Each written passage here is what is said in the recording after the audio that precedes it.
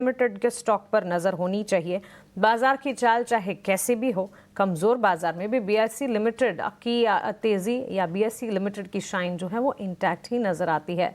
मजबूत शुरुआत के बाद थोड़े गेंस फ्रिजल आउट होते हुए जरूर इस वक्त नजर आ रहे हैं।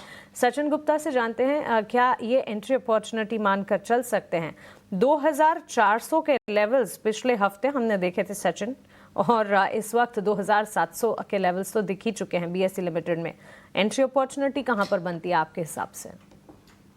पर बिल्कुल ओवरऑल अगर देखें तो एक अच्छी स्ट्रेंथ पकड़ा हुआ है स्टॉक, और प्रीवियसली कुछ हफ्तों से और इवन मंथ से भी अगर हम देखें तो एक शार्प मोमेंटम यहाँ पर जो है वो बना हुआ है।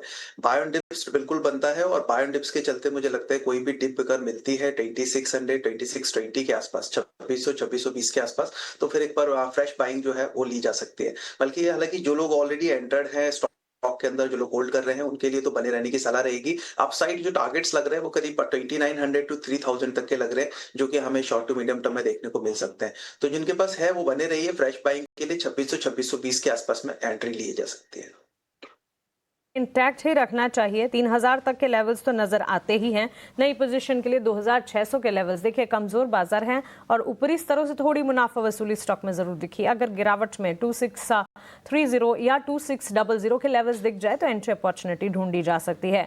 मैसगांव डॉक के स्टॉक पर निमेश आपसे एक टेक जरूर जानना चाहेंगे, बिकॉज इनके मैनेजमेंट की तरफ से पॉजिटिव कमेंट्री आई, उसके बाद भी स्टॉक में आज तो बाजार की कमजोरी के साथ ही इस वक्त ट्रेड नजर आ रहे हैं। मैसगांव डॉक में 8 to 10% रेवेन्यू ग्रोथ एक्सपेक्ट करती है कंपनी वित्त वर्ष 2026 के लिए, और क्वार्टर 4 मार्जिन्स जो हैं वो इम्पैक्ट जरूर हुए प्रोविजंस की वजह से।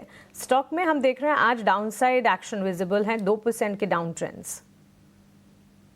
देखिए, स्टॉक के अंदर एक काफी अच्छा रनअप आ गया है, और हम लोगों ने देखा है कि फ्राइडे का सेशन में भी एक गैप डाउन ओपनिंग हुआ था, स्टॉक में करेक्शन आया था।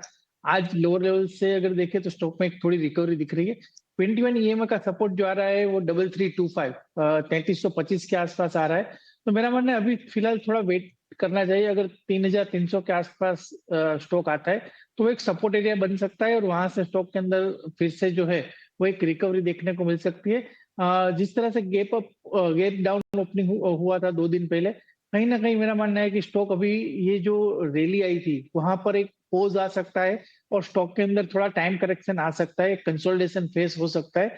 तो मेरा मानना है कि अभी वेट एंड वॉच कीजिएगा। 3300 के आसपास अगर आता है तो वहां पर एक स्ट्रॉन्ग एंट्री पॉइंट बन सकता है का नजरिया इस वक्त बनता हुआ।